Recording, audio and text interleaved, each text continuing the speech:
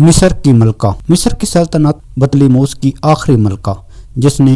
51 قبل مسیح میں 30 قبل مسیح تک حکمرانی کی۔ کلوپترا مصر کی ملکہ ایک تاریخ ساز عورت تھی۔ 48 قبل مسیح میں اس نے خود سے عمر میں 30 سال بڑے جولیس سیزر کو اپنے دام میں گرفتار کیا اور اس کے بچے کی ماں بنی۔ بعد میں اس نے مارک انتھونی کے ساتھ پینگیں بڑھا لیں، تاہم اس معاشقے کا انجام اچھا نہیں ہوا اور جب انتھونی کی جنگ میں شکست ہوئی تو اس نے اور کلوپترا دونوں نے اپنی زندگی کا خاتمہ کر ڈالا۔ ویڈیو میں مزید آگے بڑھنے سے پہلے اگر آپ نے اپنا چینل عجائبات عالم سبسکرائب نہیں کیا تو اسے سبسکرائب کریں اور بیل کے بٹن کو بھی دبا لیں کیونکہ ہم آپ کے لیے ہمیشہ ایسی انفارمیٹڈ ویڈیو لاتے رہیں گے۔ کلوپترا مصر کی وہ شہرہ آفاق فرعون ملکہ تھی جس کی ہوش ربا حسن اور قیامت خیز جوانی نے سلطنت روم کے نامور جرنیلوں کو خاک و خون میں رنگ کر عظیم الشان سلطنتوں کو ہمیشہ کے لیے صفحہ ہستی سے مٹا دیا۔ قدرت نے اس دلکش حسن اور جدوئی شخصیت سے نوازا تھا، لیکن افسوس کہ وہ اس حسن کی قیمت وصول کرتے ہوئے خود نیلامی کی سولی پر چڑھ کر ایک ناقابل فراموش داستان عشق و بے وفائی بن کر تاریخ میں ہمیشہ کے لیے امر ہو گئی۔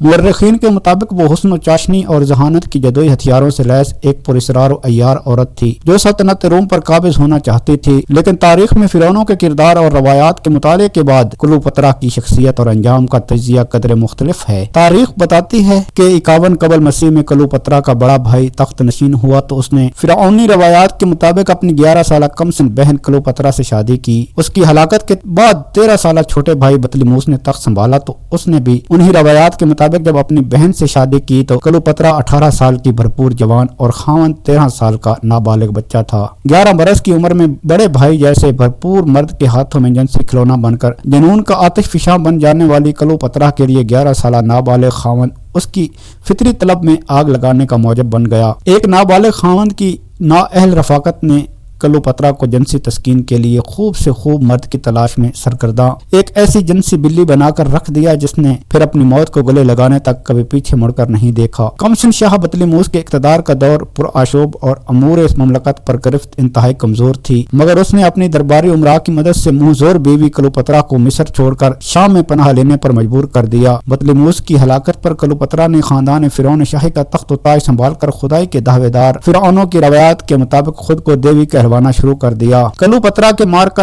عشق کا پہلا شکار روم کا وہ شہرہ آفاق حکمران جولیس سیزر تھا جو خاوند اور اس کی ثالثی کے لیے مصر آیا، مگر اس کے سحر انگیز حسن اور زلفوں کا اسیر ہو کر 2 برس تک مصر میں مقیم رہا اور بنا شادی رچائے ہی کلوپترا کی ناجائز بچے کا باپ بن گیا۔ اپنے سب سے بڑے حریف جنرل پومپے کو شکست دینے کے بعد جولیس سیزر نے تخت روم سنبھالا تو کلوپترا اس کی قربت اور دیگر پراسرار عزائم کے لیے روم میں ہی مقیم ہو گئی اور یوں عملی طور پر مصر سلطنت روم کا ایک صوبہ بن کر رہ گیا۔ اپنے بے وفا دوست بروٹس اور رومی سینٹروں کے ہاتھوں جولیس سیزر کا قتل ہوا تو کلوپترا اس کے منہ بولے بیٹے اور نائب جنرل انتونی سے تعلقات بنا کر اس کے 3 بچوں کی ماں بن گئی۔ مارک انتونی شاہ آگسٹس کا بہنوئی بھی تھا، لہذا کلوپترا اور انتونی کا یہی تعلق دونوں کے لیے درمیان میں جنگ و جدول کے سلسلے کا ایک سبب بنا۔ جنسی ہوش کے لیے مصر سے روم تک بھٹکتی ہوئی کلوپترا کی یہ تیسری اور آخری شادی تھی۔ انتونی نے جنرل آکٹیوین سے شکست کھائی تو کلوپترا میدان جنگ سے فرار ہو کر ایک خفیہ پناہ گاہ میں جا چھپی۔ اس دوران میں اس نے انتونی کو شکست دینے والے فاتح